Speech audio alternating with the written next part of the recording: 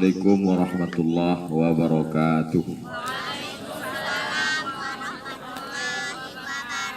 Alhamdulillah wassalatu wassalamu ala rasulillah wa ala alihi wa sahbihi wa man tabi'ahu wa mawalah.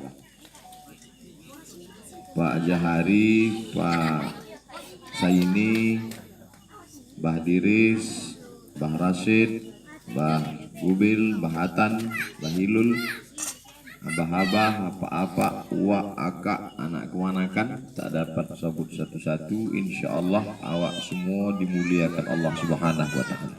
Amin ya Rabbal Alamin. Yang pertama yang ingin ku sampaikan, ku ambil dari yang disampaikan Pak Jahari tadi. Pertama, kalian bertuah. Nah, itu kata kunci keyword. Apa bertuah?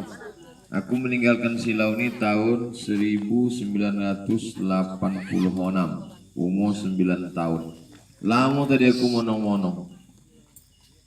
Dari umur setahun sampai umur 9 tahun tuh di manalah dulu di Silau ini tempat belajar moncak. Seingatku tak ada. Tak ada. Jadi orang Silau zaman itu belajar mencari guru seorang, mencari semuanya seorang, macam yang diceritakan Pak Jahari tadi. Jadi sudah ada fasilitas macam ini, tak juga dimanfaatkan. Memang kalau ada tuah di badan pasti digonggam menjadi intan. Tapi kalau sudah ada pula tuah dibuang, nasib badan celaka.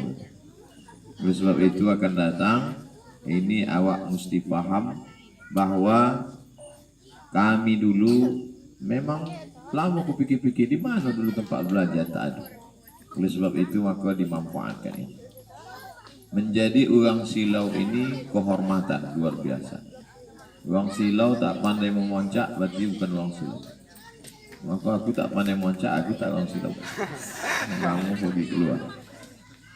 Jadi omak begitu. Kata omak ini, umur kau 5 tahun, pergilah awak ziarah ke makam Tuk Ganjang di Tobing. Sampai di stasiun kereta api, adalah orang tua. Menengok orang tua tadi, kau bukalah poncak. Golaklah orang tua tadi menengok budak kocik memoncak, ditanyanya lah, mana mak budak ini? Kalian dari mana? Kata mak sama mak Uwo, kami dari Silau. Golak dia. Oh, patutlah. Jadi rupanya di Silau ini mungkin lahirnya pun memoncak. Karena mendiang atuk ini dulu buslo sama cucu-cucu macam membuka silat poncak. Kenapa orang Silau ini memoncak? Aku maksudnya banyaklah negori udah dijalani. Hari Raya 6 ada namanya. Ada Hari Raya 6. Hari Raya Ketupat ada. Tapi Hari Raya Poncak tak ada. Di Silau ni satu-satu. Boleh esok pergilah. Entah ke Papua, entah ke Ujung Pandang, entah ke Banjarmasin. Cuba cari di mana ada Hari Raya Poncak di dunia ni. Sesudah Hari Raya. Hari Raya Ketupat ada. Hari Raya 6 ada. Hari Raya Bosa ada. Tapi Hari Raya Poncak cuma sih. Kono memang orang yang membuka kampung ni memang tukang poncak. Syekh Abdul Rahman. Pergi dia ke Kedah. Karena waktu itu kapal-kapal tongkang dari Batubara itu membawa ginari ekspor impor ke Kedah. Belum ada lagi Republik Indonesia. Karena dia meninggal 1941 sebelum ada Indonesia. Masa dia di atas kapal itulah orang tu memoncak. Maka ditunjukkannya pula apa poncak dia. Dan ketika sampai di Kedah, panglima-panglima porang itu poncak dan dia ikut dan dia menang. Dikalahkannya panglima siap itu. Aku sedang menelusuri berceramah ke Kedah, hendak aku cari gambar-gambar siapa nama Hulu Balang tapi belum dapat lagi. Cerita itu ditulis Tuan Haji Mansur Haul Syekh Abdul Rahman yang ke-50 tahun 1989 bulan Desember datang Haji Raja Inal Sregar waktu itu. Oleh sebab itu maka awak mesti membangkit. Kalau bahasa Minangkabaunya membangkit batang tarandam. yang sudah lama terkubur dalam tanah, ini dibangkitkan. Ini poin yang pertama, bahwa tuah ini mesti dijaga. Yang kedua yang ingin ku sampaikan, seandainya Syekh Abdurrahman tu hidup gini, itu dalam badan diri dia itu ada 7 orang dalam bidang yang berbeda. Yang pertama, dia petani sukses. Syekh Abdurrahman itu petani sukses. Mana contohnya? Tutup bondang, buka bondang. Itu kan sistem pertanian yang luar biasa. Ada pula namanya menapung tawar, itu ditulis oleh dosen USU Universitas Sumatera Utara. Cari di internet. Dulu ada kusimpan filenya. Bagaimana Syekh Abdurrahman menerapkan pertanian tanpa pestisida tapi berhasil. Padi menguning, di bawah padi itu pula ikan sopat siam. Dinari padi kosong, sopat mati, kena racun. Dulu asal ditepuk tawanya, diajaknya berdoa, selesai masalah.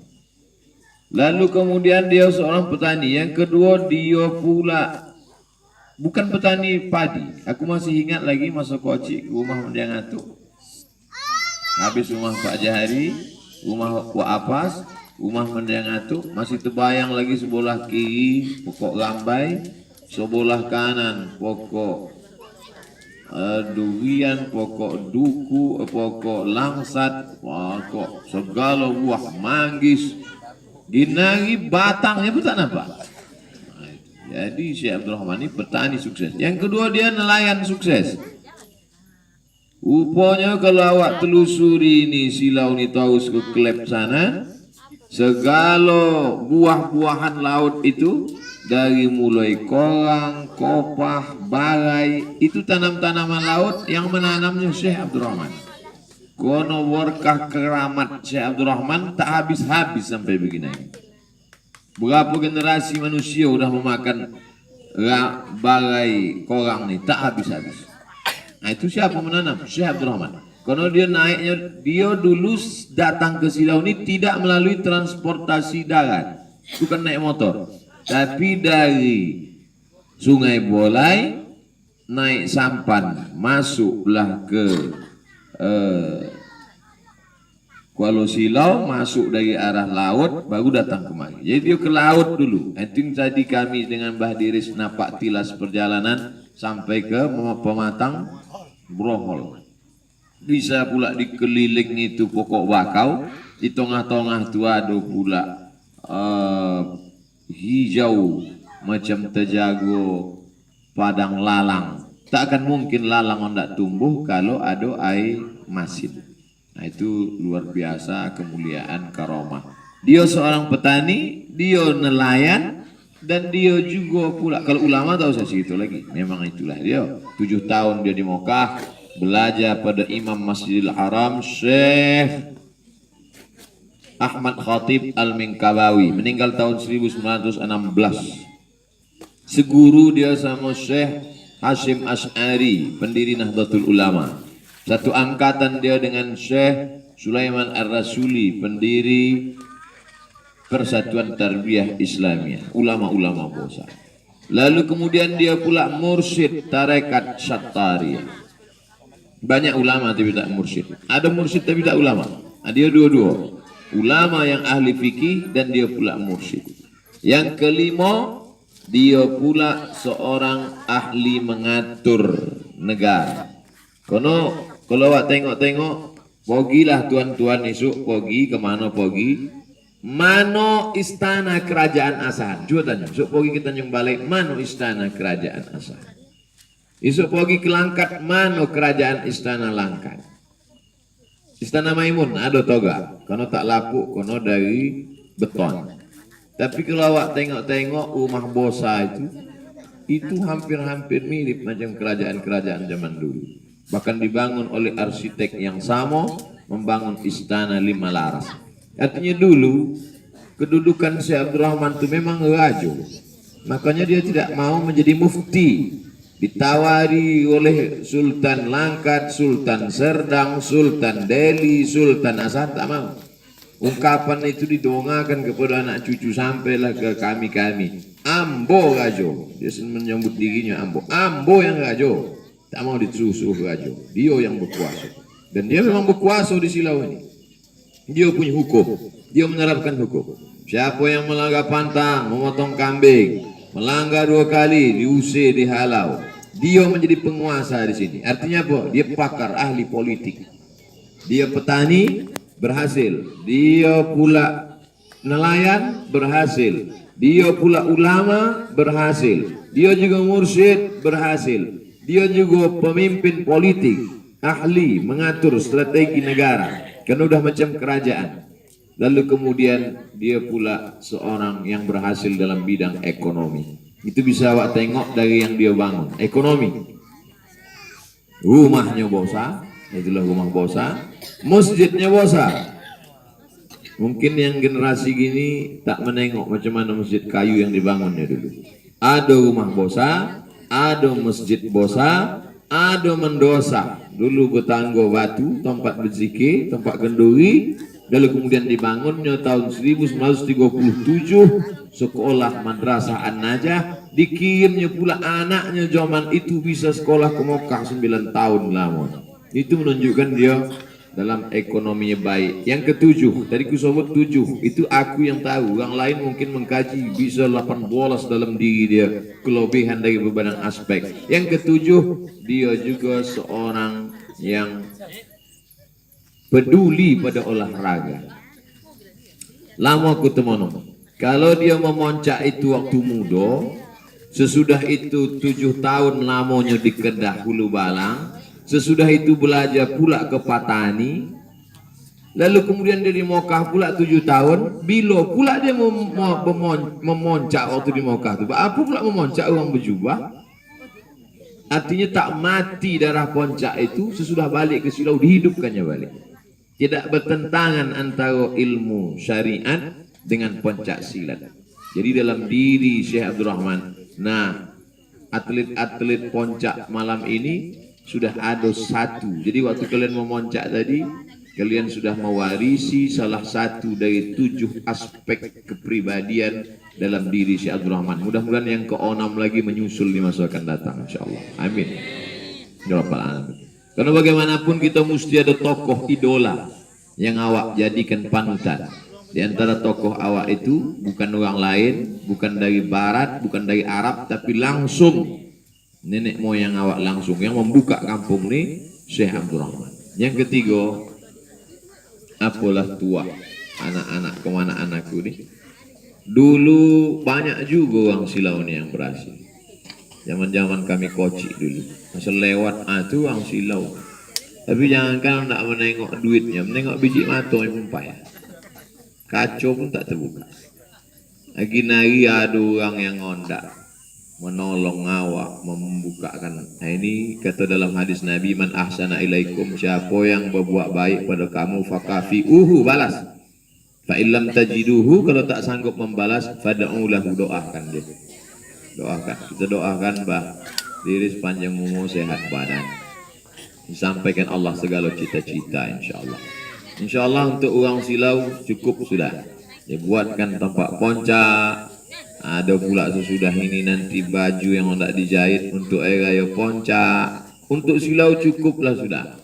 Tapi awak tidak ingin yang dapat nikmat ni cuma orang Silau aja. Awak ingin 700.000 penduduk orang Kabupaten Asahan ni mendapat nikmat yang sama macam orang Silau. Setuju atau tidak? Nah, di situ pintu masuk kampanye untuk bupati.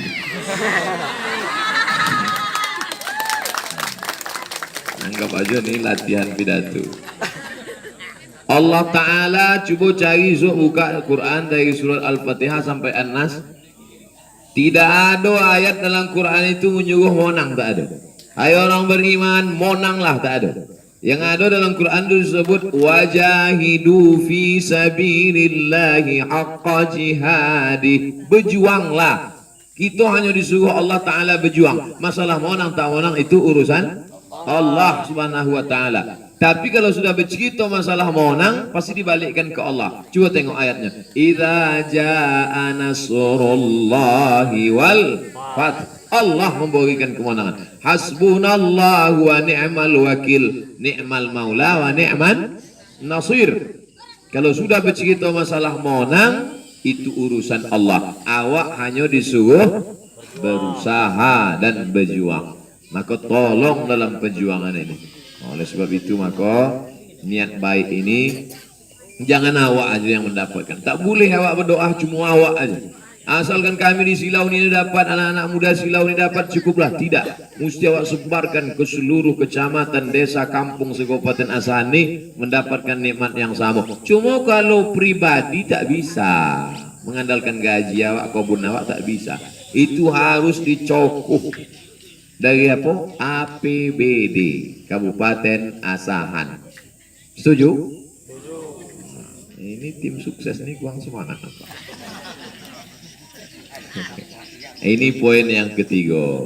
Yang keempat, yang terakhir, bahwa Unyang pindah dari Silau Bonto kemari, masuk kemari tahun 1000, mudah mengingat perjalanan Silau, 1900. Meninggal 1941. Digantikan Tok Oji Muhammad Ali, meninggal 1990. Mudah ingat nih. 1900, 1941, 1990. Kono tahun-tahunnya tuh masuknya angka-angka meleset sedikit aja. 900, 41, 90. Insya Allah sesudah 90 itu awak agak menurun sedikit. 90, 2000, 2010, 2020. Ini siklus 30 tahun. Awak berharap 2020 kebangkitan Silau. Nampak menengok puncak tadi. Aku waktu diajak Bah Riris puncak, mau kita nengok puncak, dalam hatiku apa untuk puncak. Jangan nagi-nagi aja kata Pak Jahari. Aduh, orang puncaknya nagi-nagi aja. Nagi lagi. Tapi aku tengok tadi, maaf. Itu tuh orang. Ini kalau dibuatkan film dokumenternya, oh menarik. Buatkan film, di-upload ke internet. Anda ingin seperti ini, datang ke Silau segera sebelum pendaftaran tutup. Wisata religi, hati Anda risau, Anda tonang berzikir, datang ke Silau. Ziarah ke makam Syekh Abdul Rahman. Badan Anda ingin sehat, anak Anda ingin selamat dari narkoba, dari perbuatan minum khamar, datang ke Silau. Badannya sehat-sehat. Oleh sebab itu maka awak berharap ke depan. Dulu yang datang ke Silau ini, semua orang yang sakit datang ke Silau. Kono penyakit kulit datang ke Silau. Ingat aku cerita mendiang Wak Apas. Wak Apas sama Wak Lima ini termasuk cucu tua Syekh Abdul Rahman. Kata mendiang Wak Apas, langsung bercerita kan. Duduklah aku sama Panglima. Dia manggil Wak Lima ini Panglima. Duduklah aku sama Panglima di atas tangga rumah bosan. Waktu kami sedang duduk, tiba-tiba datanglah orang gilo. Datang orang gilo. Datang orang gilo menari-nari memegang koris. Datang mendiang unyang ini, ditangkapnya orang gilo itu, ditopuknya sehat. Topuk itu paling sehat. Isuk itu datang ayahnya membagikan koris dari Jawa. Rupanya ayahnya nih bangsawan Jawa, datang naik kereta kencana. Yang di ujung koris itu kata Wak Apas ada cap jempol ibu jari. Kono dia membuat koris itu pakai jarinya. Diginikannya macam Nabi Daud alaihi salam. Wa alanna lahul hadid, kami lunakkan bosi itu di tangan sampai ada cap jempol. Tapi dia tak bisa menyehatkan anak. Datang kemari sehat. Masih cerita Wak Apas. Datanglah orang kena racun ke Silau, kata dia. Tengok mendiang-unyang racun, diambilnya daun keladi, disapukannya ke dada orang tu, keluarlah miang segala miang. Kena racun ni miang dikumpul. Miang tobu, miang buluh, miang segala miang. Dicampurlah miang tadi, dikikiskanlah omas. Baru dipanggilkan jin untuk mengantarkan racun tadi. Nah, itu jadi orang dulu Silau menjadi tujuan untuk segala. Awak bermimpi ke depan. Orang yang paling mengerikan adalah Jangankan untuk bercita-cita, menimpi pun takut. Nah, itu kan mengerikan itu. Jangankan untuk bercita-cita, orang yang tak pernah bermimpi dia tidak akan pernah melihat mimpi menjadi kenyataan. Oleh sebab itu kita harus bermimpi. Kita bermimpi semua anak-anak yang sakit, mental sakit, datang ke Silau, belajar silat, balik dari sini sehat deh insya Allah. Amin. 2 gondang ya, tak sehat mati. Lalu kemudian pula jangan yang ditengok nih hasil. Jangan menengok Bahdiris hari ini, menengok hasil. Aku ingat cakap Omak mengambil cakapnya dengan dia ngatuk. Apa kata tu? Jangan berharap pada yang ada, jangan putus harap pada tak ada. Yang hari ini kau bunayahnya lebar, yang hari ini berduit bermotor elok, jangan harap pada yang ada. Tapi yang tak ada, jangan putus harap pada yang tak ada. Aku tak sempat berjumpa sama mendiang Tok Jaang. Yang sempat berjumpa sama mendiang Wak Ino. Karena Omak ini akaknya kandung seorang, yang lain tu akak saudara. Itulah Omak Bahdiris. Unyang kami satu, Omak kami saudara sepupu. Oleh sebab itu maka sesudah mendiang Wak ini meninggal, Bahdiris pun merantau. Berangkat dari tak ado menjadi ado. Kalau bahasa silaunya, from zero to hero. Dari tak ado, zero itu tak ado, to hero. Bisa ginari menjadi ado. Itu perjuangan yang luar biasa. Oleh sebab itu jangan tengok pada yang ginari, tengok perjuangan. Oleh sebab itu mudah-mudahan aku malam ini tidaklah berceramah. Ini banyak yang mewakaf. Kalau diuploadkan ke YouTube pun orang tu tak juga mengerti apa kata dia.